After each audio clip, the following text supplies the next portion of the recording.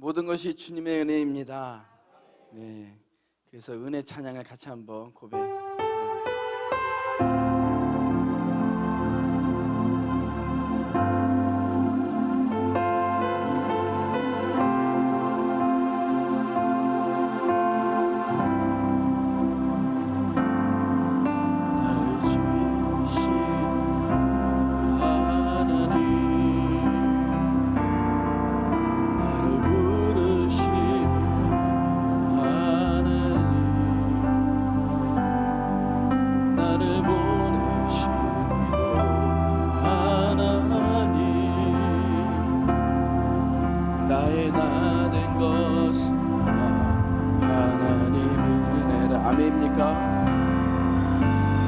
달려갈 길 다가도록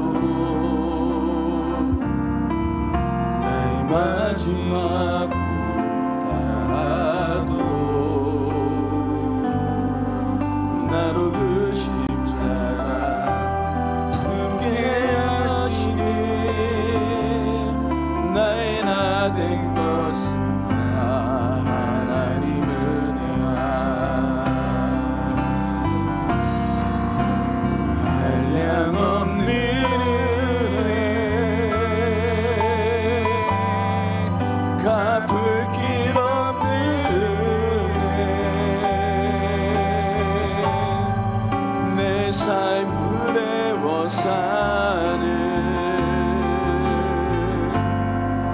하나님의 은혜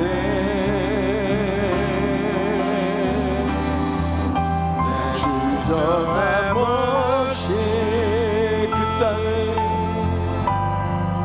그 땅을 밟음도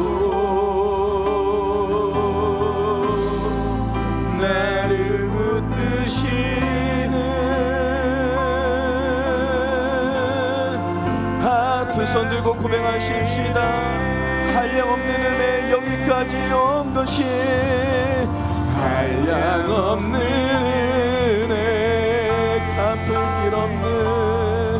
갚을 길 없는 은혜 내 삶을 애워 사는 하나님의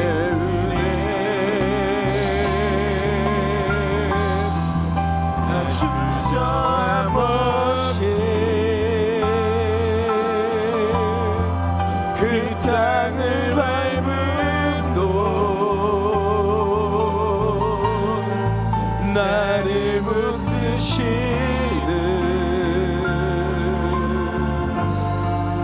하나님의 은혜.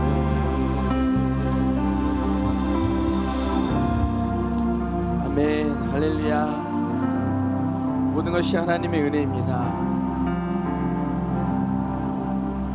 어느 분께서 제가 노래를 못한다고 공개적으로 얘기하셔가지고 제가 노래할 때마다 좀 신경이 있어요.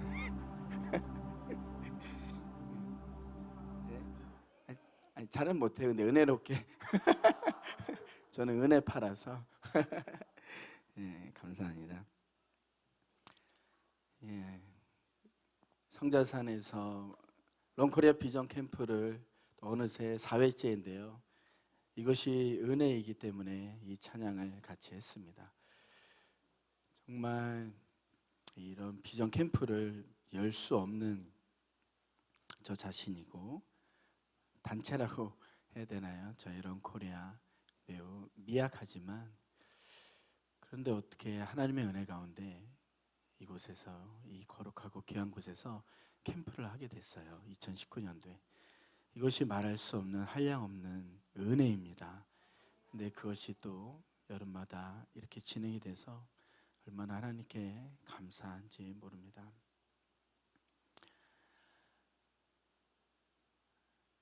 저희 가족들이 또 여기 어머님도 계시고 한데요.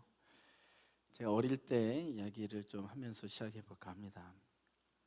어릴 적에 어머니께서 해주신 그 이야기들 좀 생각이 나는 것이 있는데요. 제가 왜 목사가 됐을까? 물론 하나님의 그 부르심이 있는데 어느 날 어머니께서 이런 말씀을 하신 것이 기억이 나요. 그때 당시 많은 가정이 가난했겠지만 저희도 이제 가난했던 것 같습니다.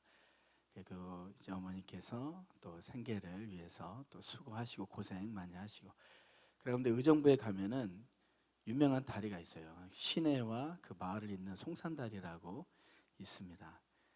그 밑에서 어릴 때 수영도 하고 많이 뛰어놀던 그런 곳인데 지금도 있어요. 한 번은 시장 가셨다가 어머님이 저를 어릴 때 업고 그 송산다리 건너면서 주저앉으셨대요. 삶이 힘들어서. 먹고 사는 것도 그렇고 아버지와의 관계도 그렇고. 그래서 이제 어머니께서 그런 말씀을 하셨답니다. 하나님, 내 등 뒤에 있는 이 아들 입에 풀칠할 수 있게 해주시면 이 아들을 하나님께 드리겠습니다. 그런 기도를 하셨대요. 나중에 목사 되고 나서 알았습니다.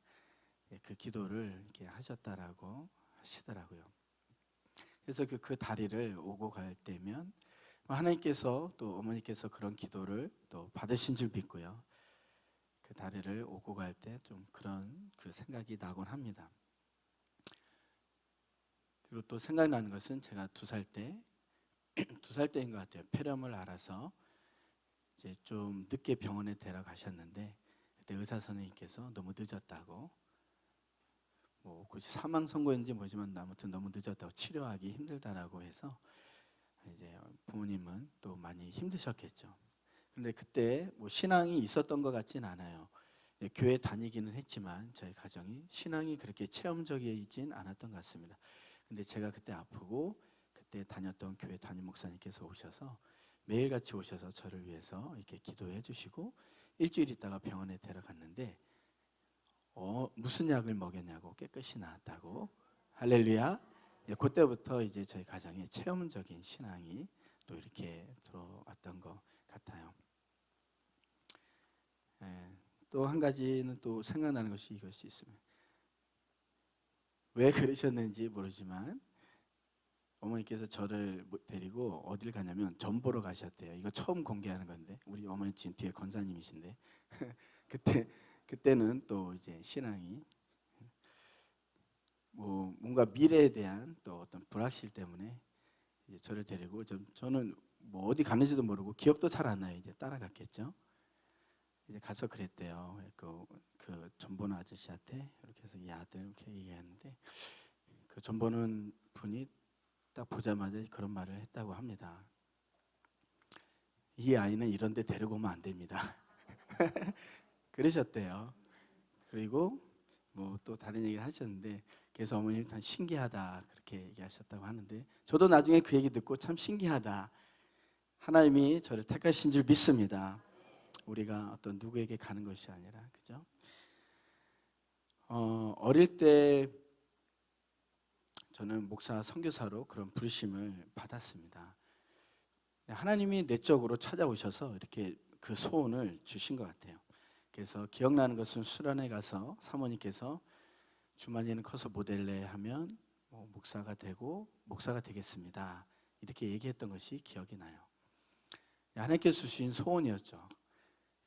근데 마음 가운데 2 나라가 제 안에 이렇게 있었습니다.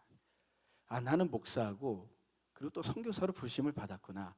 근데 그 2 나라가 제 가슴에 이렇게 하나님이 주셨어요. 초등학교 때. 그것은 북한과 이스라엘이었습니다. 근데 어릴 때 당시에 북한과 이스라엘, 제가 뭘 알겠습니까? 근데 가정에서 식사할 때 식사기도 시키면 저보고 기도하라고 했을 때 기억이 나요. 북한 위해서 김일성 빨리 죽게 해주세요. 이제 그런 기도를 식사기도 때 했던 것 같아요. 그때 이슈는 김일성 빨리 죽는 거였으니까. 그런 거 기억을 하다 보니까 어릴 때 확실히 북한에 대한 그 부르심이 있었고, 이스라엘은 성경에 있으니까요. 이스라엘에 대해서 잘은 모르지만 뉴스에 나오면 언제나 저는 이스라엘 편이었어요. 어릴 때부터 세상이 뭐라 하든지 간에 그거 보면 하나님의 부르심이 확실히 맞구나, 그런 생각이 들었어요. 그런 가운데 20살 때 이제 신학교로 이렇게 가게 됐습니다. 제가 학력고사 마지막인데 이제 원서를 써야 됩니다. 대학 원서 쓰기 하루 전에 저는 이제 주의종으로 부르심을 받았으니까 신학교로 당연히 가야 되지만 몇 달 전에 제 마음에 이런 마음이 있었어요. 학교 선생님이 돼야지. 학교 선생님이 하고 싶었어요. 그래갖고 40살까지는 선생님하고 40살부터는 이제 신학교 가면 되겠다. 근데 원서 쓰기 하루 전에 성령님께서 세미한 음성을 이렇게 다가오셨습니다. 나의 일을 뒤로 하고 너의 일을 먼저 할래. 그래서 무슨 뜻인지 알았죠. 그것은 학교 선생님 되는 것이 잘못됐다는 것이 아닙니다. 하나님과 저와의 관계에 있어서 하나님이 먼저 부르신 거죠. 그래서 알겠습니다 하나님, 그러면 담임 선생님에게 가서 제가 신학교 간다고 했을 때 선생님이 아무 말 없이 그냥 써주게 해주세요. 선생님이 제가 신학교 간다고 하면 그때 당시에는 분명히 뭐라고 할 상황이거든요. 제가 또 개구장이었고 선생님이 또 성격상. 근데 정말 그 다음날 갔을 때 선생님 저 신학교 가겠습니다 했을 때 선생님이 아무 말 없이 그래 하더니 이제 써주셨습니다. 그래서 이제 신학교를 부르신 대로 그렇게 가게 됐습니다. 신학 공부를 하고 또 교육자 생활을 하는데 뭔가 신학을 배우고 하지만 제 안에 공허함이 있었습니다. 뭔가 기도를 하지만 아버지가 왠지 좀 멀리 계시는 것 같고, 어쩔 땐 열심히 기도하고 돌아온 것 같은데 집에 오면 또 공허하고 때로는 우울하기도 하고, 이것이 무엇일까라는 그런 생각을 했어요. 근데 아까 말씀드린 것처럼 뭔가 제 안에 아버지의 부재가 있구나라는 것을 깨닫게 됐습니다. 어릴 때부터 아버지와의 관계가 그렇게 친밀한 가운데 있지 않았습니다. 그리고 아버지로부터 듣는, 이제 몇 번 간증을 했기 때문에 아시겠지만, 아버지로부터 듣는 어떤 좀 제가 원치 않는 욕들이 있었어요. 제가 한 세보니까 한 7가지 되는 것 같아요. 7가지 욕을 어릴 때부터 계속 이제 청년 때까지, 아니 거의 고등학교 때까지 들었던 것이죠. 그러니까 그것이 저의 정체성이 돼버리고 그런 욕을 듣다 보니까 제 자존감이 낮아지고, 그리고 제가 사실 말도 좀 더듬었거든요. 자신감이 없다 보니까 그런 일들이 있었어요. 그런 부재가 있다 보니까 아버지의 부재, 또 나의 정체성의 혼란, 그런 게 있다 보니까 신학교를 가서 공부를 했어도 마음의 공허함이 그렇게 있었습니다. 그러다 이제 전도사를 했어요. 전도사를 하면서 열심히 한다고 했습니다. 근데 저를 아들같이 생각해 주시는 영적인 아버님 교회에서 열심히 했어요.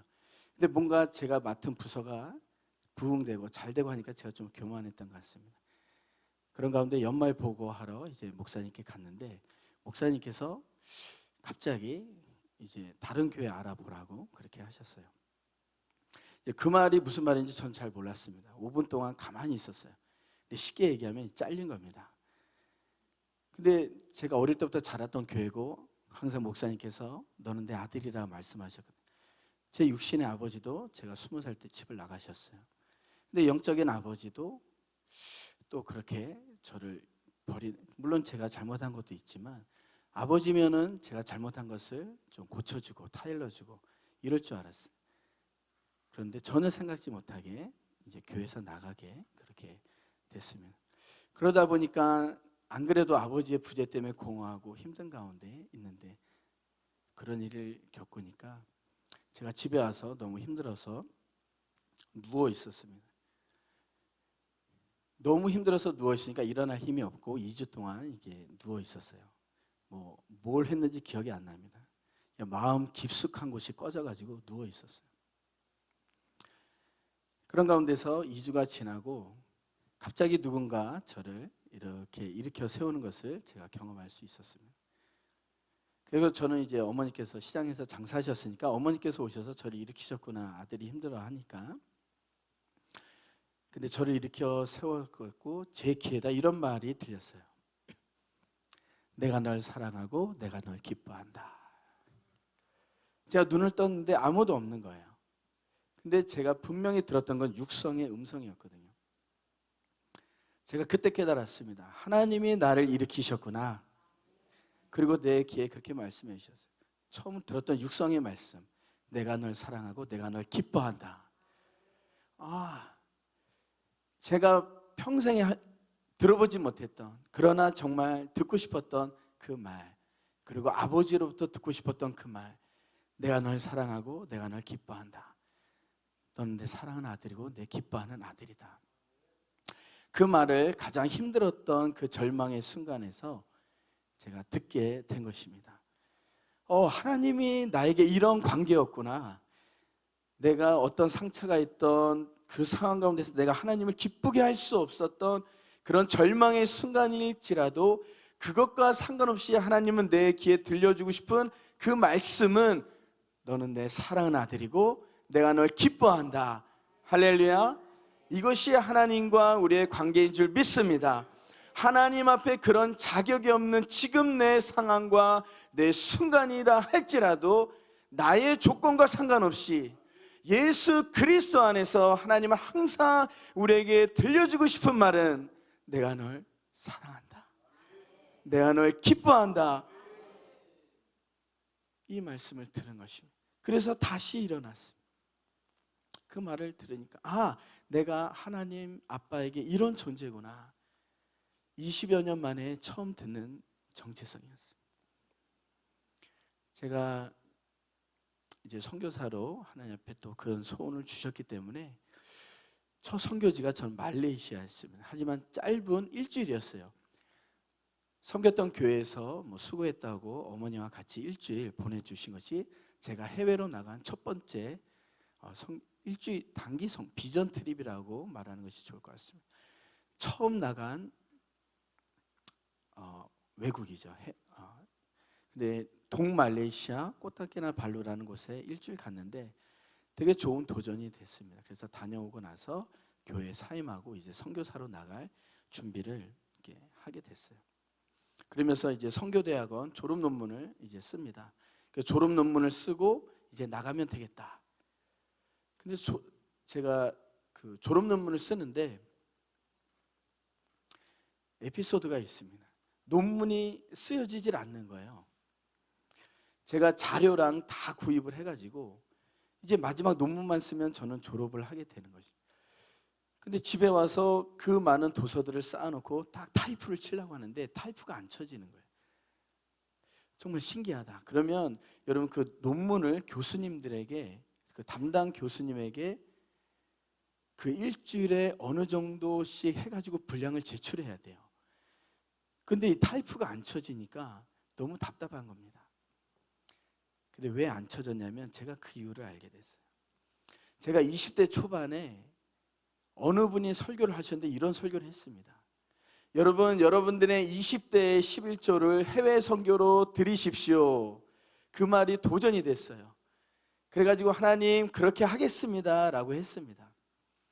그런데 제가 그때 나이가 29살이 되니까 제가 생각이 바뀐 거예요. 29살이 됐는데 어차피 선교사로 살 건데 20대에 1년을 또 해외에 나갈까, 그런 생각이 들었던 거예요. 그러다 졸업 논문을 쓰려고 하는데 논문이 안 써지는 거예요. 제가 막 울고 싶은 거예요. 하나님 왜 그렇습니까? 왜 논문이 안 써지나요? 근데 주님께서 그 기도가 생각나게 하신 거예요. 너가 나에게 서원을 했는데 왜 그걸 너 마음대로 바꾸냐? 나는 너의 그 20대 1년을 받기 원한다. 그 마음을 주셨어요. 그 음성을 듣고 나서 제가 그 자리에 내려와서 1시간 동안 많이 울면서 회개했습니다. 하나님 죄송합니다. 회개합니다. 하나님 이제 말씀하시는 곳 제가 어느 나라든 가겠습니다. 말씀해 주십시오. 그렇게 1시간 동안 하나님께 기도하고 나서 다시 책상에 앉았는데 여러분 신기하게도 손이 풀렸어요. 여러분 그것은 하나님이 저를 향한 사랑이죠. 할렐루야. 그 선교지로 보내는 게 억울한 겁니까? 선교지로 가는 게 눈물 흘리면서 군대 가는 것처럼 그렇게 아니죠. 하나님은 그곳에서 제게 열방을 유업으로 주기 원하시는 것입니다. 이곳에 있는 우리 다음 세대들이 있는데요, 선교사로 나가는 거 아니면 20대의 1년을 11조로 해외 선교로 드리는 축복이 있기를 축원합니다. 제가 이 운동을 이제 이 시간 이후로 계속 하려고 그래요. SNS를 통해서나 가는 곳마다 여러분들의 20대의 1년을 이제 통일이 될 거니까 북한으로 들어가십시오. 할렐루야. 네, 해외 선교를 드리십시오. 왜냐하면 제가 경험하니까 너무 은혜가 되거든요. 필리핀 1년 우리 김수복 선교사님 필리핀 선교사님이신데 제가 나가서 1년 동안 너무 좋은 시간을 보내고 왔습니다. 근데 제가 필리핀 나가기 전에 한 전화를 받아요. 딱 누군가 전화를 했는데 참 익숙한 목소리였습니다. 근데 제가 대답을 못 하겠어요. 다 끊었어요. 또 전화가 왔어요, 그 다음날. 제가 알 수 있는 목소리인 것 같아요. 또 끊었어요. 누구였을까요? 저희 아버지. 저희 아버지, 집을 나가신 아버지께서 10년 만에 전화를 하신 거예요. 근데 저의 아내는 아버지에 대한 미움과 원망이 있었거든요. 나에게 욕을 했던 아버지, 나와 우리 가정을 버리고 나간 아버지. 근데 10년 만에 딱 전화가 왔습니다. 그래서 제가 무슨 말 하겠습니까? 끊었죠. 아빠가 미우니까. 한 2주 동안 계속 그런 것 같아요. 그런데도 계속 전화가 오면 끊고, 전화 오면 끊고. 근데 어느 날 주님께서 세미한 음성으로 그렇게 다가오십니다.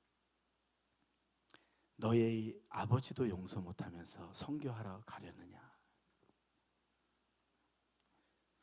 제가 그 말씀을 듣고 하나님 앞에 다시 회개했죠. 그렇구나. 내가 내 아버지를 용서 못하면서, 근데 사실 제가 제 아버지를 용서할 자격이 있나요? 제가 하나님께 받은 용서에 비하면 그럴 자격이 없죠. 근데 용기가 없었던 겁니다. 하나님께서 그렇게 말씀하고 나서 조금 용기가 생겼어요. 그때 아버지가 다시 전화 왔는데 그때 대답했어요. 네 하고 끊었어요. 그 다음에 전화 왔을 때 그때 이제 2마디 하고, 그 다음에 3마디 하고. 지금은 전화하면은 아버지가 전화 끊을 때 지금 항상 매일 전화하실 때 저에게 또 성자산 내려올 때도 전화 주셔가지고 마지막에 하시는 말씀이 있어요. 요즘 저에게 전화하시면 뭐란 말씀하실까요? 사랑한다. 좋은 아버지십니다. 제가 이 말씀을 왜 드냐면 화해의 복음이기 때문에. 제가 선교를 나간다고 하지만 왜 나가요? 복음을 전해. 복음이 뭐예요? 하나님과 우리가 화해된 거예요. 화해의 복음이죠. 근데 제 아버지를 용서 못하고 어떻게 선교사로 말할 수 있겠습니까? 이 시간에 또 화해해야 될 그러한 마음에 어떤 기도 제목이 있는 분들에게 용기를 드리고 싶어요. 하나님은 화평케 하신 하나님인 줄 믿습니다. 내가 이해하지 못하고 난 용서할 수 없고 나는 정말 절대로 용서할 수 없어. 힘들지만 예수 그리스도께서 그 십자가를 지신 건 용서받지 못할 나를 하나님 아버지와 연결하시기 위해서 예수님이 찢기고 상하고 피 흘려 돌아가신 거예요. 그 용서함을 받은 게 저와 여러분들입니다. 그러면 우리도 반드시 용서하고 화해해야 될 줄 믿습니다. 필리핀 갔다 와서 하나님 제가 이제 어디로 가야 됩니까? 근데 주님께서 외국인 근로자들을 보여주셨어요. 우리나라에 그때 2000년도 초반에 외국인 근로자들이 많이 들어오기 시작했습니다. 근데 그 당시에 또 대전에서 어느 큰 교회에서 연락이 왔어요. 청소년 사역자로 오라고. 근데 또 하나님 주신 감동은 외국인 근로자 선교고. 근데 하나님의 은혜 가운데 제가 택한 것은 외국인 근로자 교회로 갔습니다. 사례비 없이 가서 말레이시아, 방글라데시, 필리핀 많은 외국인 근로자들이 모여서 주일 예배하고. 근데 그 다음 주에 누가 안 왔어요. 왜 안 왔냐면 경찰이 와가지고 이제 도망가고 창문에서 뛰어내리고 많이. 그때 당시 그런 일들이 많았어요. 그 막 화상 입고. 근데 너무 감사하죠. 하나님께서 그곳에서 그 귀한 친구들과 섬길 수 있도록 해주셔서 감사합니다. 지금 외국인 분들이 우리나라에 200만이 들어와 있습니다. 그분들이 안 계시면 우리나라 경제가 돌아가지 않죠. 근데 여러분 선교적인 차원에서도 하나님의 뜻이 있는 줄 믿습니다. 우리 대한민국이요 열방을 섬기는 복음의 제사장 나라잖아요. 근데 이제 열방으로 꼭 가지 않더라도 이미 열방이 대한민국에 들어와 있어요. 우리는 그분들에게 눈을 돌리고 가까이 다가가야 됩니다. 선한 이웃으로. 할렐루야. 우리의 필요가 우리의 사랑과 우리의 기도가 많이 필요한 분들이죠. 외국인 근로자 교회를 이제 섬기고 나서 또 기도했습니다. 하나님, 그 다음에 제가 어디로 가야 됩니까? 하나님께서 말씀하신 원래 부르심대로 가라. 원래 부르심은 이제 북한이니까. 그 당시에 또 기독교 신문을 보니까 어느 탈북민 교회에서 교역자를 구한다고 이렇게 신문이 나서 대신 사례비를 줄 수 없습니다. 하지만 괜찮죠. 왜냐면 저는 선교사로 가는 거니까. 그래서 갔습니다. 근데 그때 또 다시 탈북민 교회를 가려고 하니까 어느 대학원 교회에서 연락이 왔어요. 찬양 사역자로 와달라고. 네, 하나님 은혜 가운데 탈북민 교회로 갔습니다. 제가 이 말씀을 두 가지를 드린 이유는 이걸 권리 포기라고 하거든요. 내가 어떤 인간적으로 세상적으로 더 좋은 것을 택할 수 있고 갈 수 있고 취할 수 있지만 그것이 아니라 하나님의 부르심대로 가야 될 줄 믿습니다. 갈 수 있는 그것을 택할 수 있는 권리가 있지만 그걸 내려놓는 것이죠. 하나님의 부르심 때문에.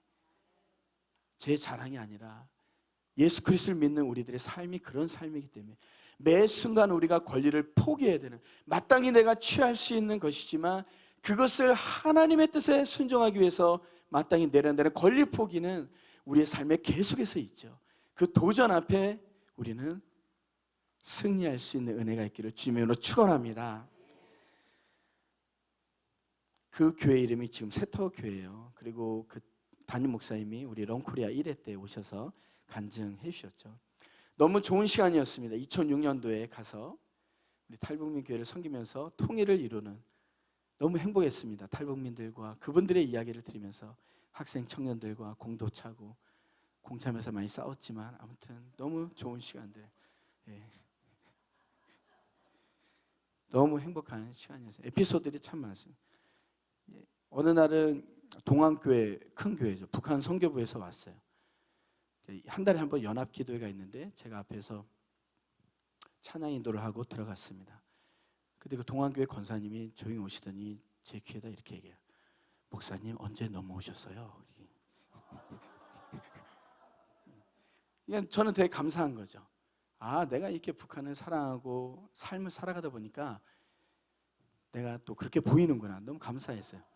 제가 예수전도이나 국제 YM에 이렇게 하와이 코나 갔는데 제가 나중에 알게 됐어요.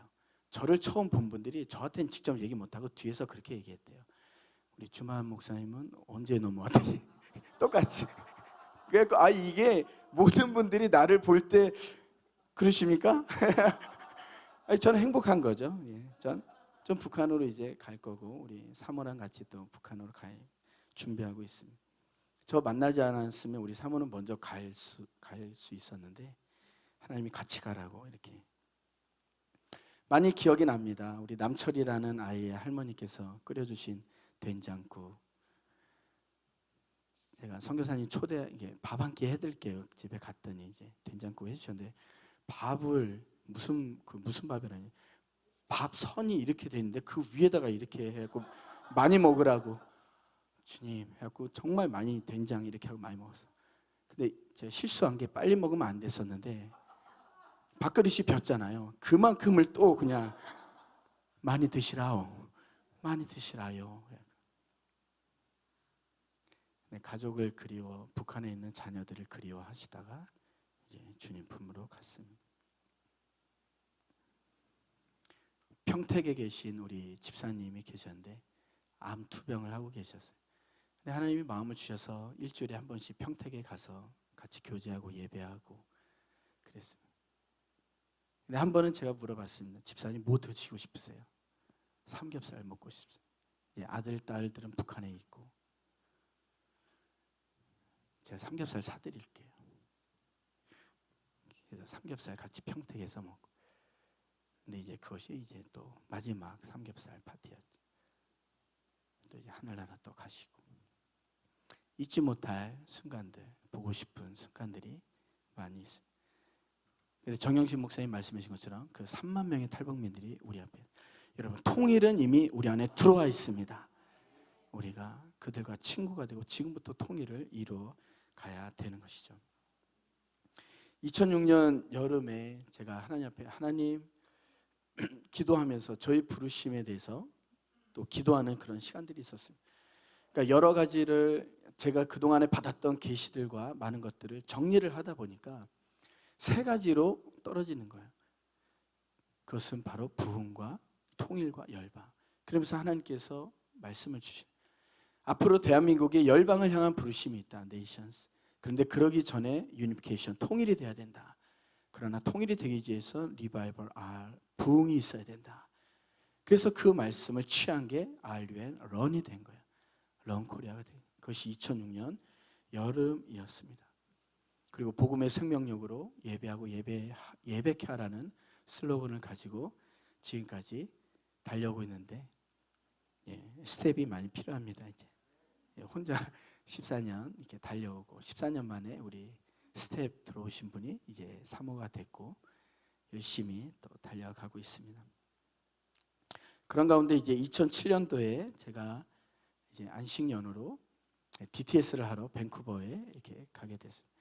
근데 제가 하나님 안식년을 갖겠습니다. 하나님이 허락해 주셔서 DTS를 가려고 하는데 어디로 DTS를 갈까요? 이렇게 기도를 했어요.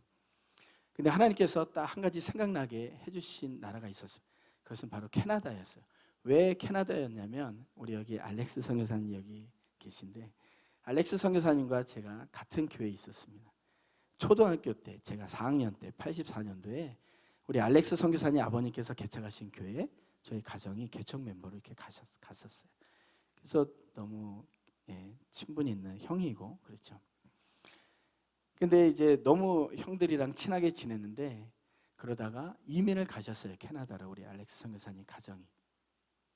형들이랑 뛰어놀고 너무 좋았는데 제가 한 가지 기억이 나는 게 중학교 2학년 때 이제 이민을 가시니까 목사님도 보고 싶고 형들도 보고 싶고 그래서 이제 하나님께 기도했죠. 하나님 저 캐나다로 보내주세요. 근데 그것이 2007년도에 DTS 갈 때 딱 생각이 난 거예요. 내가 캐나다 보내달라고 하나님께 기도했었지. 그리고 캐나다에 가서 DTS를 이제 훈련 과정을 마쳤습니다. 근데 그 훈련 과정 중에서 10몇 년 만인가요? 10몇 년 만에 우리 알렉스 선교사님을 그곳에서 정말 기적같이 다시 만나게 된 거예요. 그 넓은 캐나다에서 그런 인연입니다. DTS에서 되게 좋은 시간들을 보냈습니다. 제 정체성을 회복하는 시간이었고 동일하게 하나님께서 너는 내 사랑하는 아들이고 너는 내 기뻐하는 아들이다. 그 음성을 듣는 시간이었고 이집트로 아울리치를 갔습니다. 이집트로 아울리치를 갔는데 어느 날 비가 오는 날 혼자 방에서 예배할 때 주님께서 찾아오셔서 들려주신 말, 너는 예배자다 말씀하셨어요. 그래서 DTS 기간 동안에 저의 정체성과 사명을 다시 회복하는, 다시 알게 되는 그런 시간을 가지기도 했죠. 그리고 그 DTS 기간 동안에 받았던 은혜는 또 하나는 뭐냐면 그때부터 새로운 노래를 하나님이 주시기 시작하셨어요. 제 새로운 노래를 들어보신 분도 계시지만 심플하고 부르기 쉽고 금방 생각이 나고 그죠? 코드 3개 그리고 반복이 많고 하지만 저에게 너무 소중한 노래들이죠. DTS 때부터 하나님이 주시기 시작한 노래들이 지금 현재 50여 곡이 됩니다. 그리고 대표곡이라고 할 수 있는 그날이 오리라. 이제 그 노래를 가을에 음원 작업을 좀 하라는 그런 하나의 부담이 있어요. 왜냐하면 통일이 다가오기 때문에 이 노래를 음원으로 만들라는 마음이 있습니다. 생각나시면 기도해 주시고 해서 나중에 또 간증할 수 있는 시간이 있을 거라고. 네? 그날이 오리라요? 그날이 오리라 그날이 오리라. 그래서 그거 부르다 보니까 그녀가 왔는데요. 그날이 오리라 간증이 있는데 지금 시간상 제가 다 알 수 없는데 너무 귀한 간증입니다. 한 가지만 말씀드리면 하나님께서 말씀하시 스위스에서 공부할 때 통일의 목적이 무엇인지 아느냐? 주님이 갑자기 말씀하시 뭔가 대답할 수 있을 것 같았는데 주님께서 세미한 음성으로 말씀하시 그것은 너희가 하나 되어 나를 경배하는 것이다. 하나님이 그렇게 말씀하시 그래서 에스겔서 37장 19절 내 손에서 하나 되리라. 하나님 제가 무엇이간데 이 말씀을 주십니까? 너무 감동이 돼서 제 숙소에 가서 하나님께 감사 예배를 드리는데 갑자기 제 입이 열리면서 이 노래가 멜로디와 가사가 나오는. 저는 이제 멜로디를 만들 수 없어요. 악보를 그릴 수 없습니다. 그냥 하나님의 멜로디와 가사를 주시면 녹음했다가 악보를 만든 제 조카가 만들어 주는데, 그때 이제 나왔던 노래가 이제 그날이 오리라, 내 손에서 하나 되는 그날이 오리라, 그날이 오리라, 너희가 하나 돼서 열방을 섬기는 그날이 오리라, 바루카바 베셈 아도나이 마라나타, 그날이 오리라. 그래서 그런 간증입니다. 그러면서 하나님께서 DTS를 마쳤을 때 이제 너는 광야로 가라. 하나님, 제가 DTS 마치면 사명을 감당하려고 했는데 광야로 나가라니요. 6개월을 하나님께 기도했습니다. 근데 정말 하나님의 뜻이 맞았고, 그러면 제가 어디로 갑니까? 사우디아라비아로 갑니까? 이집트로 갑니까? 그랬더니 하나님 말씀하신 건 열방대학이었어요. 국제 YM. 아무도 그곳이 광야라고 인정하지 않습니다, 지금까지. 근데 저에게는 광야였습니다. 그래서 열방대학에 8년 동안 훈련 받으면서 왜 하나님이 여길 광야라고 했는지 알게 됐고, 또 하나 그 광야 시간 동안에 하나님이 주신 것은 저에게 열방을 주셨어요. 그래서 8년이라는 시간 동안에 20여 개의 나라를 가게 하셨습니다.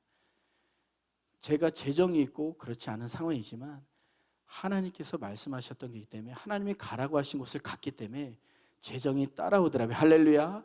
그 부르신 가운데 20여 개 이상 나라를 열방을 다니며 8년 동안 예배하는 그러한 순간들이었습니다. 그래도 잊지 못할 나라는 이스라엘이었죠. 2013년도에 하나님께서 이스라엘로 콜링하시고 여러 확증 가운데 이스라엘로 가게 됩니다. 근데 처음에는 터키 항공을 끊었어요. 싼 거 90만 원짜리. 제주 열방대에서 제가 사역을 하고 가야 됐기 때문에 터키 항공을 끊고 가는데, 사역을 하고 가다 보니까 그 다음날 그 항공권이 없어졌어요. 대한항공 직항밖에 안 남았어요. 항공비가 90만 원에서 130만 원까지 올라갔어요. 하나님, 제가 사역한다고 한 건데 사역하고 가는 것이 하나님 보시기에 이쁜 것이 아닌가요? 비행기가 어떻게 이렇게 뛰고 터키 항공은 사라지고, 하나님 재정은 없고. 근데 하나님께서 이렇게 말씀하시게, 너가 대한항공을 타고 직항으로 예루살렘에 가는 게 내 뜻이다. 왜냐하면 그것이 코리아를 향한 내 뜻이기 때문에 너가 예언적으로 올라타라. 할렐루야. 대한민국과 이스라엘이 하나님 뜻 안에서 하나로 연결되는 줄 믿습니다. 터키 항공을 타고 어디를 경유해서 갈 수도 있지만, 하나님께서 그 시간을 통해서 계시적으로 가르쳐 주신 거, 비행기 항공권과 상관없이 대한민국이 앞으로 이스라엘을 향해서 직항으로 복음 들고 남북이 하나 돼서 달려가야 될 사명이 있는 나라이기 때문에 그것을 믿음으로 타라. 예스 로. 할렐루야. 주님 감사합니다. 근데 하나님 재정이 없습니다. 네 옥합을 깨뜨려라. 옥합이요? 제 옥합? 기도했어요. 하나님, 제가 깨뜨려야 될 옥합이 어디입니까? 근데 한 가지 생각난 게 엄마였어요. 그래서 엄마에게 가서 그래서 그런데 어머니를 생각나게 했어요. 그래서 어머니께서 대한민국이 이스라엘 잘 모르지만 이제 기꺼이 믿음으로 아들을 위해서 옥합을 깨뜨려 주시고, 저 뒤에 계신데, 그래서 이렇게 제가 직항을 타고 갔습니다. 딱 내리자마자 하나님께서, 내려서 밤이기 때문에 그냥 숙소에서 잤어요. 눈 뜨자마자 하나님께서 기다렸다는 듯이 눈을 뜨자마자 들려주신 음성, 예루살렘의 평안을 빌어라. 깜짝 놀랐어요. 이 말씀은 시편 122편 말씀. 이스라엘이 그냥 성경의 옛 구약의 나라가 아니라 지금 하나님의 언약 가운데 붙들려 있는 나라구나. 할렐루야. 이스라엘에 대한 부르심이 있었지만 잘 몰랐어요. 근데 하나님 2013년도에 부르시고 그 땅에 초대하시고 들려주신 거예요. 예루살렘의 평안을. 내 언약이 성취되는 도시요 나라요. 2주 동안 있으면서 너무 귀한 은혜 순간들이었습니다. 예수님이 세례 받았다고 하는 그 요단강에 들어가서 너무나 신나서, 어떤 분들은 경건하게 거기서 기도하고 하는데 저는 그렇게 못하겠더라. 수영을 했습니다. 너무 신나가지고 어떻게 뭐 기쁨을 감출 수 없어서 그냥 퐁당퐁당 차 떠난다고 하는데 그냥 들어가가지고 너무 좋았어요. 갈릴리에서 내가 널 사랑한다, 내가 널 사랑한다, 내가 널 사랑한다. 그러면서 새 노래를 주시고 잊을 수 없는 이스라엘, 그 뒤로 2번 더 가고 너무 귀한 시간이었습니다. 그런 가운데 2012년도에 이제 제가 기도하는 곳을, 기도하는 초소를 찾았을 때, 그때가 제 가정상담학교를 마치고 전도행도 마치고 하나님 기도하기 원합니다. 근데 제가 재정은 없고 하나님 선교사를 그대로 받아줄 수 있는 기도원으로 가고 싶습니다. 기도하는데 우연찮게, 우연은 아니죠. 하나님 부르신 거죠. 2년 동안 열어보지 않은 이메일을 열어봤어요. 그분이 보내는 이메일을 2년 동안 열어보지 않았어요. 근데 그날따라 그분이 이메일을 보냈는데 제목이 놀라운 기도원. 나 기도원 찾고 있는데. 그리고 2년 만에 클릭을 한 거예요. 그때 성자산 기도원을 소개하는 거. 그리고 이제 전화를 했습니다. 여차여차해서. 근데 정말 숙식비가 없고, 근데 그걸 떠나서 기도하는 가운데 하나님이 부르시는구나 확신할 수 있었어요. 그래서 와서 2012년도 3월이었던 것 같습니다. 올해가 이제 딱 10년째가 되는 것 같아요. 성자산에 와서 일주일을 있기로 하고 왔는데 일주일이 2주가 되고 2주가 3주가 되고, 왜냐하면 너무 큰 은혜가 있었기 때문에. 지금 다 말할 수 없지만 정말 영적으로 변화되고, 제가 몰랐던 어떤 가문의 저주들과 그런 것들이 끊어지고, 제 얼굴 표정이 바뀌고. 저희 누나들이 그랬어요. 저희 누나들이 저한테 자주 이런 말을 했어요. 둘 누님 뒤에 계신데 솔직히 이렇게 얘기했어요. 너는 목사인데 얼굴 표정이 이렇게 항상 우울하고. 근데 거울에 딱 보면 그렇지 않은 것 같은데. 그랬습니다. 옷도 그냥 회색 옷에 정체성 없는 옷 입고 다니. 그리고 최영재 원장님한테 많이 혼나고 그랬었죠. 네가 목사냐? 하면서 많이 혼났어요.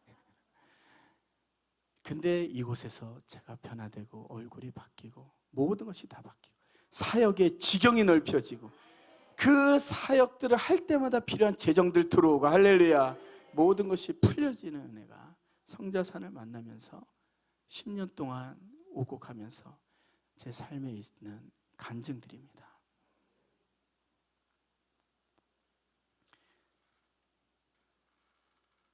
근데 또 2년 전에는 여기서 이제 결혼도 했죠. 그래서 또 원장님께서 또 예언적으로 기도해 주셨는데 그때 몰랐어요. 근데 2달이 딱 지나고 제 마음에 설레임이 탁 생기더라고요. 그래서 다음 주 8월 8일인데 2주년인데요. 사진 하나 준비했는데 바로 2년 전에 여기서 우리 원장님께서 주례해 주시고, 그냥 서프라이즈 뭘 준비해야 될까 해서 저걸 준비했는데 원장님께서 아주 명언을 하셨습니다.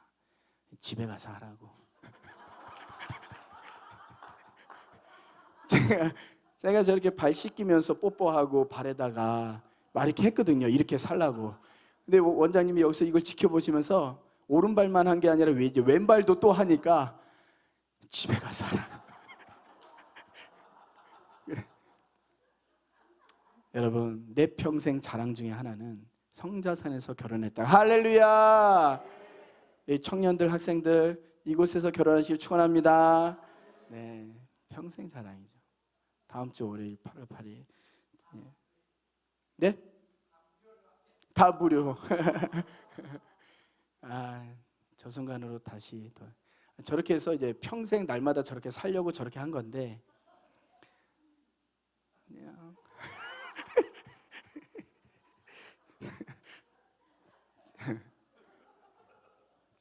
갈게요.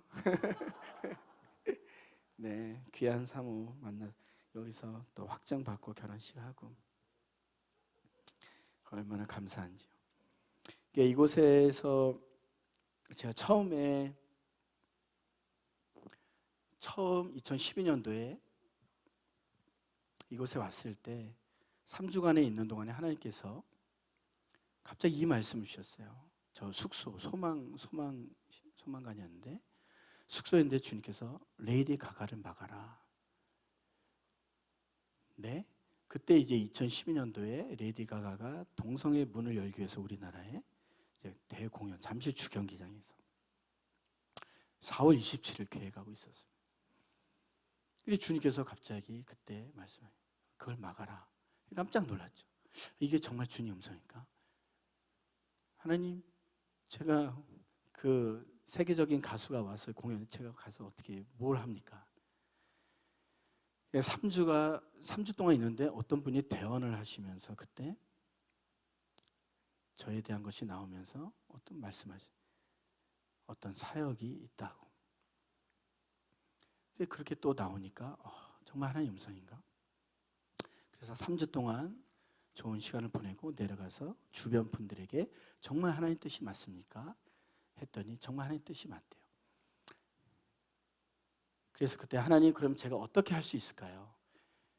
그때 하나님께서 가르쳐 주신 것은 딱 보니까 7일 남았습니다. 공연 때까지. 그것이 문화 공연이라고 하지만 우리나라의 동성애 문을 여는 그런 시간이죠. 그때 7일 남았을 때 하나님이 가르쳐 주신 건 여호수아 작전이었어요. 여리고성 작전. 그래서 매일같이 너가 가서 잠실 주경기장 한 바퀴 돌아라. 그래서 그 다음날 가서 잠실 주경기장 한 바퀴 돌고 왔어요. 그 다음날 또 일어나서 가서 잠실 주경기장 돌고 또 오고. 이것을 감동받은 것을 SNS에 올리기 시작했는데 연락이 오기 시작하는. 선교사님, 저도 같이 하겠습니다. 선교사님, 저도 같이 하겠습니다. 그 다음날 또 가서 한 바퀴 돌고 오는데 이제 언론에서 연락이 왔어요. KBS에서, SBS에서 연락이 와요. 인터뷰를 할 수 있겠습니다. 아니, 저 인터뷰 안 합니다. 저는 그냥 하나님께서 말씀하셔서 기도하는 거기 때문에 인터뷰는 안 합니다. 했는데 그 다음날도 가서 땅바퀴를 한 바퀴 돌 때 그때는 저한테 얘기도 안 하고 언론에서 와서 그걸 이제 찍었죠. 그 다음날 보니까는 이제 아버님께서 아침 식사 6시에 하시면서 뉴스에, KBS 뉴스에 제가 나오니까 야야, 너 아니니? 왜? 그 갔더니 이제 찬양하고 기도하는 게 이제 그때 나오고 그랬습니다. 그러면서 점점 알려지면서 그날 4월 27일 날 잠실 야구장에도 수만 명 모이고 레이디 가가 공연도 매진돼 가지고 우리나라 다음 세대들이 왔는데 복장들이 막 동성애 복장에 피 흘린 복장에 막 와가지고 하나님 마음이 너무 아프시잖아요, 그렇죠? 근데 갔는데 전국에서 한 30여 명 청년들이 왔어요. 누군지도 모르는데 처음 만난. 이 간증이 있지만 또 간증이 길어서 다 나누기는 힘들고, 제가 말씀드리고자 하는 건 그것이 성자산에서 명령을 받았다는 것이죠. 그래서 갔어요. 근데 성공적으로 잘 기도를 했습니다. 30명 모여서 대적 기도하고 공연 내내 하면서, 근데 하나님께서 마지막 명령 주신 건 이제 저들이 4만 명이 나올 때 회개를 외치라는 거예요. 아니 하나님, 4만 명이 나오는데 우리 30명인데 저들 앞에서 회개를 외치면 밟혀 죽죠. 하라는 거예요. 어디서 합니까? 하나님 따라오라고. 따라가는데 30여 명 데리고 따라가는데 그때 고3 학생들도 있어요. 수능 시험을. 근데 다 가방 메고 와가지고, 근데 하나님이 인도하시다니 딱 멈추게 한 데가 있어요. 어딘지 아세요? 공연이 끝나고 양쪽에서 다 나오면 지나갈 수밖에 없는 정 가운데 하나님이 딱 서게 하시고. 아멘이긴 하지만 여러분 지금 상황을 잘 이해를 못하시. 지금 4만 명이 다 나오면 지나갈 수밖에 없는 가운데 하나님 멈추게 하셨다니까요. 거기서 회개를 외치라. 그러면 양쪽에서 다 지나가면서 밟아갈 수 있는 거예요. 거기에 딱 멈췄어요. 멈추라고 하니까. 그래서 제가 거기 청년들에게 나눴죠. 하나님이 여기서 회개를 외치라고. 계속 거기서 이제 한 명, 두 명 나오기 시작, 우르르 나오기 시작. 근데 지나가는데 막 쌍소리를 하면서 근데 너무 찬양하고 기도하는데 너무 두려운 거예요. 그런데도 계속 해야 되고. 그런데 그 순간 갑자기 건장한 20명에서 30명 되는 건장한 분들이 초박초박 오더니 우리를 둘러차는 거예요. 우리를 안쪽에 두고 양쪽 팔을 끼고 이렇게 둘러치는 거예요. 그래서 누구신가? 그랬는데 갑자기 어느 분이 딱 오더니 경찰서장이에요. 목사님, 제가 해드릴 수 있는 건 이겁니다. 처음에 그분이 우리가 30명 모여서 기도회 하려고 할 때 집에 가라고 방해했던 분이에요. 근데 제가 시간이 없어서 다 못 나눴지만, 근데 영적 싸움을 하면서 이렇게 이기게 됐죠. 그랬더니 그분이 갑자기 나타나서 30명의 경찰들을 데려와서, 세큐리티를 데려와서 이렇게 우리를 둘러친 거예요. 근데 그 순간 주님의 음성이 들리는 거예요. 너가 지금 너희를 둘러친 이 사람들을 보느냐? 이거와 같이 하늘에서 천군 천사가 너희를 둘러치고 있느니라. 할렐루야. 이 말씀을 주시. 여러분, 그 말씀을 들으니까요, 그 순간에 죽음에 대한 공포가 떠나가더라고요. 그 경찰들도 우리에게 안정감을 줬지만, 그러나 그 공포감이, 죽음의 공포감이 떠나간 것은 무엇이냐면 하나님의 음성이었어요. 하늘의 천군 천사가 너희를 둘러치고 있노라. 그것을 시각적으로 보여준 것뿐이다. 내가 지금 너희와 함께하고 있다. 회개하기를 외쳐라. 죽음에 대한 공포가 떠나면서 제가 그때 깨달았습니다. 순교는 이렇게 하는구나. 순교는 내가 하고 싶어서 하는 게 아니에요. 어제 폴리언숙 선교사님이 말씀하셨잖아요. 순교자는 택함 받는 거라고. 그 말씀이 맞아요. 순교는요, 우리가 하고 싶어서 하는 게 아니라 그 순간에 그 순교를 감당할 수 있는 하나님의 말씀의 임재가 있을 때 순교할 수 있는 겁니다. 정말 그때는 모든 죽음의 공포가 떠나가고 외치는 거예요. 이제 경찰들이 둘러치지 않아도 될 만큼 외쳐요. 회개하십시오. 하나님이 여러분을 사랑해요. 청년들이요, 동성애는 죄악입니다. 하나님이 여러분들을 사랑하십니다. 회개하십시오. 이거를 1시간 동안 4만 명이 나오는 가운데. 왜냐하면 하나님이 대한민국을 사랑하시고 대한민국 다음 세대를 사랑하는데, 이게 지업 열매인지 모르고 이렇게 흉내내고 따라하고, 하나님이 사랑하시기 때문에 회개하라고 외치.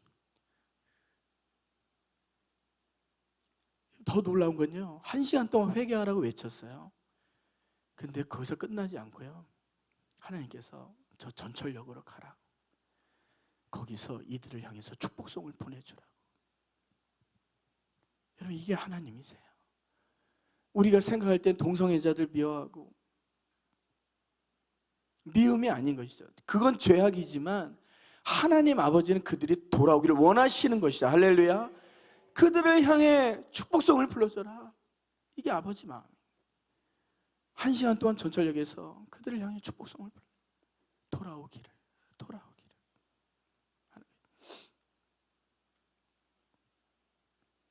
그것이 성자산에서 그때 받았던 명령을 따라서 했습니다. 그러면서 그때 기도를 했습니다. 하나님, 이 잠실 중경기장 88 올림픽도 있었고 대규모 연합 성회가 있었던 이곳에 왜 이런 안타까운 공연이 있어야 됩니까?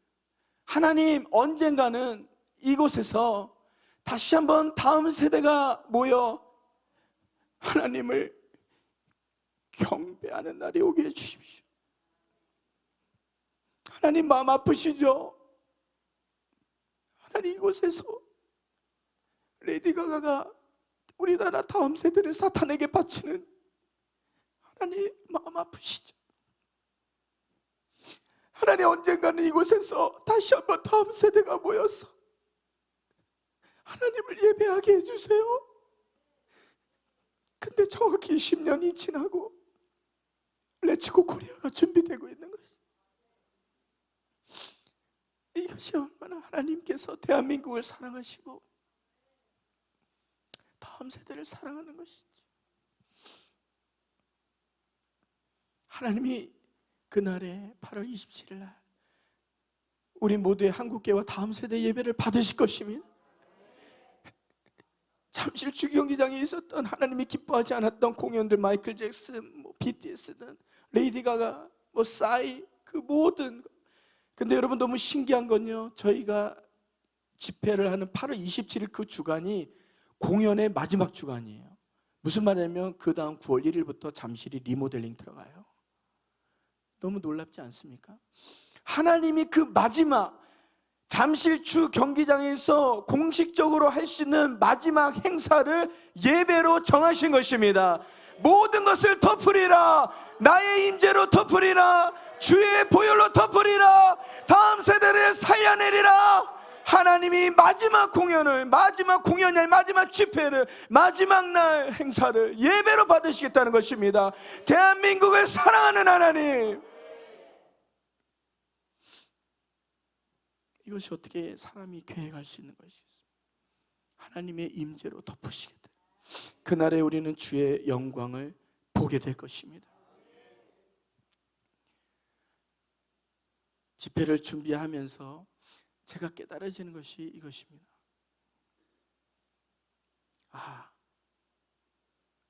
이것은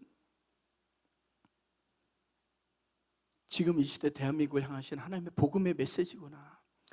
아가서 2장 10절 말씀처럼 나의 사랑하는 대한민국아, 일어나 함께 가자. 나의 사랑하는 다음 세대여, 일어나 함께 가자.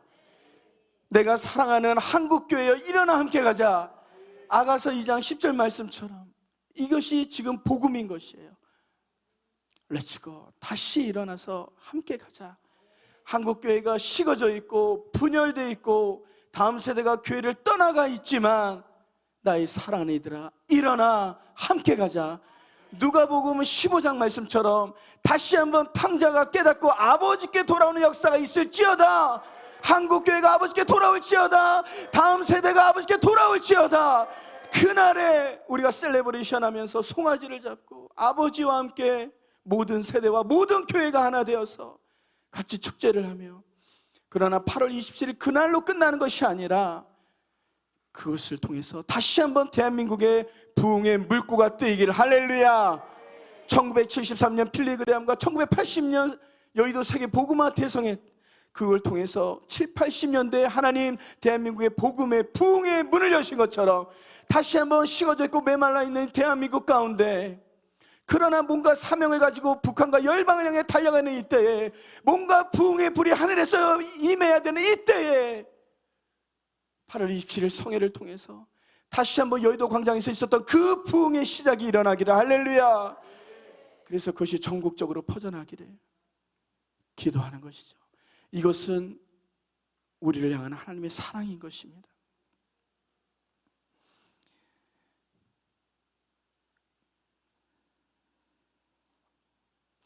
히브리서 11장 40절에서 12장 1절 말씀 한번 띄워주시면 같이 읽고,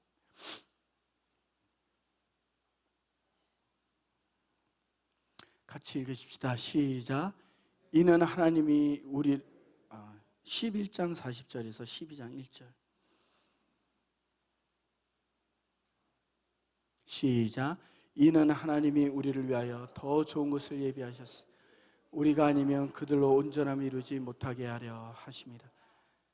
이러므로 우리에게 구름같이 둘러싼 허다한 증인들이 있으니 모든 무거운 것과 얽매기 쉬운 죄를 벗어버리고 인내로서 우리 앞에 당한 경주를 하며. 아멘. 이 말씀으로 마무리를 하려고 합니다. PPT를 한번 띄워주시면,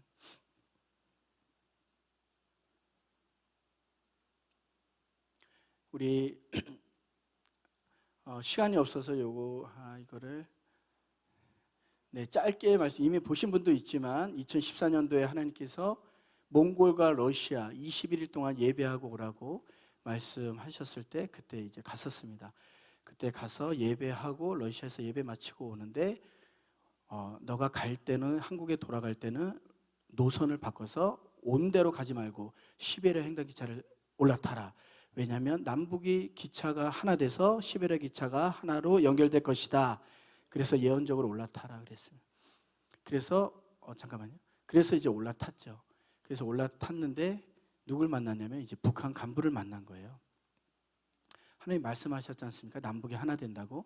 그래서 시베리아 횡단 기차에서 이제 같이 타서 초코파이 정을 나누고 이런 사진입니다. 그 다음 사진, 시간이 없어서 다 나누지 못하고 그래서 같이 만찬을 나누고, 그 다음은 저분들입니다. 같이 잊지 못할 하나된 코리아를 이루고, 헤어질 때 이제 시계도 주고 비타민도 주고 했었죠. 그러면서 마지막에 우리 그 간부에게 했던 말은, 우리 집사님 뭐라고 했을까요? 우리 헤어지면서 그날이 오리라 땡인데요. 헤어질 때 뭐라고 얘기했을까요? 네, 통일돼서 다시 만납시다. 네, 그렇게 하고 헤어졌습니다. 제가 왜 이어서 말씀드리냐면, 하나님이 남북이 하나 되고 기차가 하나 되고 그것이 시베리아 횡단 기차가 연결돼서 복음이 할라에서 백두까지, 백두에서 예루살렘까지, 할렐루야, 그 말씀을 하신 것이죠. 그리고 예언적으로 이루어 주신 거예요. 그러면서 저희 런코리아에서 하고 있는 것이 아시안 하이웨이 예배입니다. 그래서 강원도 가서 찍은 사진이에요. 아시안 하이웨이, 이것이 우리 한국에서 시작돼서 유럽까지 연결되어 있는 도로인 것입니다. 그 다음 아시안 하이웨이 1번 라인이죠. 이건 부산에서 시작해서 또 세계 열방까지 연결되어 있는 도로입니다. 저걸 보시면 두 개의 아시안 하이웨이가 한국에서 시작돼서 이렇게 갑니다. 이것이 이제 오늘 말씀을 마무리하면서 우리에게 주는 도전인 것이죠. 여러분, 오늘 우리가 읽은 히브리서 말씀을 보십시오. 히브리서 11장 말씀은 믿음의 장이라고 해서 믿음의 누구에서, 이것은 뭐냐면 릴레이 경주를 얘기하고 있는 거예요. 바톤이 계속 이어지고 있는 거예요. 어떤 바톤? 복음의 바톤이 이어지고 있는 거예요. 예수님 때까지, 그리고 예수님부터 해서 제자들과 초대교회, 그리고 쭉쭉쭉 와서 어디에 왔어요? 아펜젤러와 언더우드, 조선 땅까지 왔어요. 복음의 바톤이 계속 돌고 있는 것입니다. 그런데 놀라운 것을 발견한 것은 히브리서 11장 40절 말씀을 보니까 무슨 말씀이냐면, 믿음의 선배들이 지금 어디 있어요? 주님과 같이 낙원에 있어요. 아멘. 그런데 그분들이 아직 면류관 상을 받지 못했대요. 왜? 더 좋은 상을 기다리고 있대요. 그럼 그것은 언제입니까? 왜 그들이 구름같이 허다한 증인이 돼서 우리를 응원하고 있다고 말씀하고 있죠? 그들은 상을 받고 싶은 거예요. 생명이 다해졌어요. 주님과 같이 있어요. 근데 상을 아직 받지 못했어요. 그 상은 언제 오냐면 경주가 끝나면, 할렐루야, 그러면 그들이 지금 누구를 주목하고 응원하고 있는 거예요? 누구예요? 지금 저와 여러분들인 줄 믿습니다. 왜냐하면 아직 경주가 끝나지 않았어요. 바톤을 우리가 들고 있는 거예요. 우리가 다음 세대들에게 지금 바톤을 전해줘야 되는 것이에요. 아직 끝나지 않았어요. 그들이 왜 우리를 응원합니까? 상을 받아야 되는데, 더 온전한 상을 받아야 되는데 경주가 끝나지 않았어요. 지금 대한민국을 주목하면서 성자산 기도원의 사람들을 보면서 달리라고 하는 거예요. 응원하는 거예요. 허다한 무리의 증인들이 주님과 함께 응원하는 거예요. 우리가 운동회 때 제일 신나는 것이 뭐예요? 마지막 릴레이 경주예요. 엄마 아빠들이 다 와서 응원하는 거예요. 어떻게 응원합니까? 어떻게 응원하지 않습니까? 여러분, 그 장면을 생각해 보세요. 지금 허다한 증인들이 우리를 응원하고 있는 거예요. 할렐루야. 경주를 끝내주기를, 바톤을 놓지 않기를. 그것이 저 아시안 하이.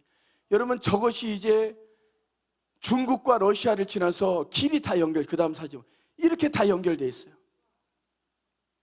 더 놀라운 거, 그 다음 사진 보면 전 세계 30여 개의 나라의 모든 아시안 하이가 다 연결되어 있습니다. 여러분, 근데 말씀드릴게요. 누가 어떤 목적으로 이것을 만들었을까요? 몰라요. 정말.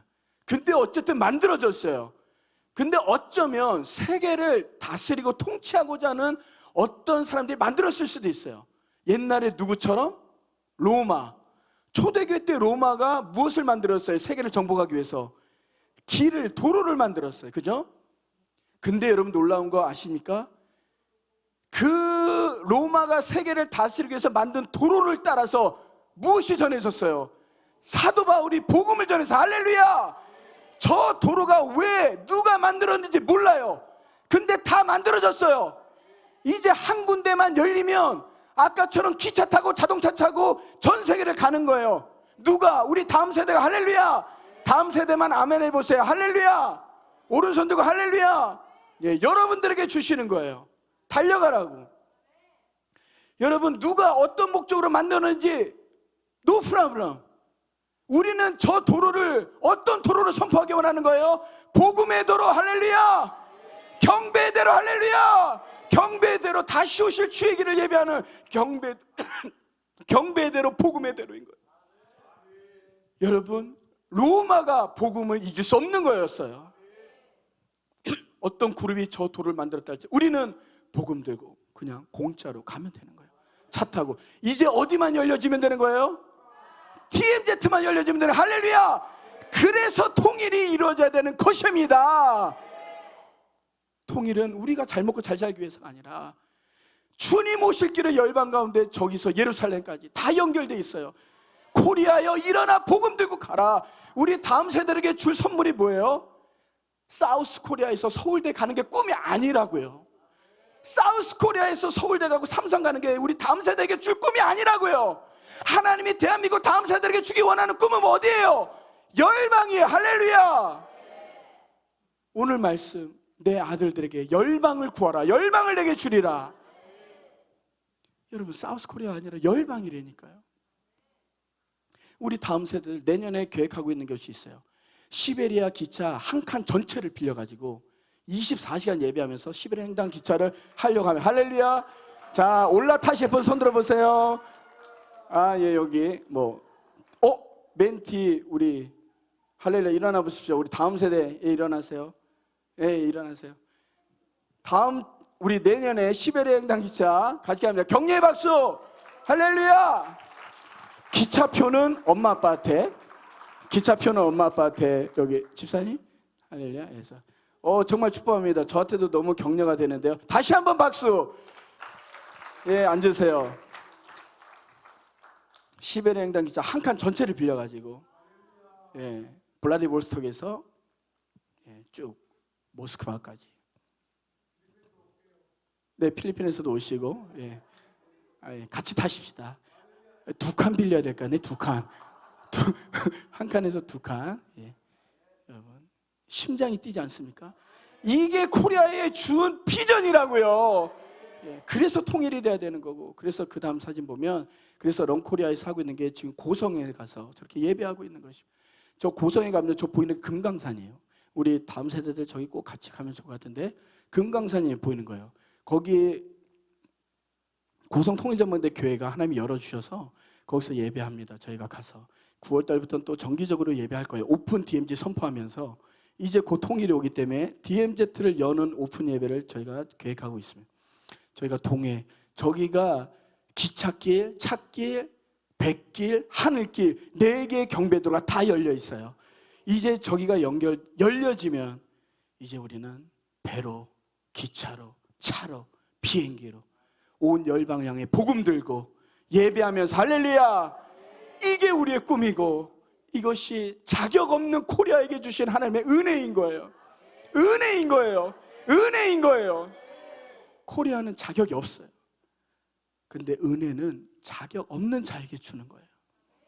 그래서 우리가 할 건 뭐예요? 감사와 충성이에요. 하나님 감사합니다. 달려가겠습니다. 내년이 여러분들 때문에 더 기대가 됩니다. 저희가 이것을 위해서 계속 매주마다 24시간 연합 예배를 전국적으로 드리고 있습니다. 지금 현재 36개 도시를 돌았고, 하나님께서 말씀하신 건 올해 40개 도시가 채워지면 이제 내년부터 40개 나라로 가서 24시 예배를 하게 될 것이다. 다시 오실 주의 길을 예배하면서 24시간 예배하고, 말씀하신 것처럼 시베리아 횡단 기차를 타면서 24시간 예배하고, 또 하나 주신 마음은 크루즈, 국제 크루즈를 타고, 동북아 크루즈를 타고 가면서 배에서, 왜? 하늘에서 하나님의 영광을 선포하고 배에서 바다에서 하나님의 영광을 선포하고 할렐루야, 하늘과 땅과 바다의 주인이신 하나님을 24시간 예배하면서 경배하기 원하는 것이죠. 그 주인공이 누굽니까? 저와 여러분들인 줄 믿습니다. 우리가 한 번만 같이 기도하도록 하겠습니다. 다른 기도보다도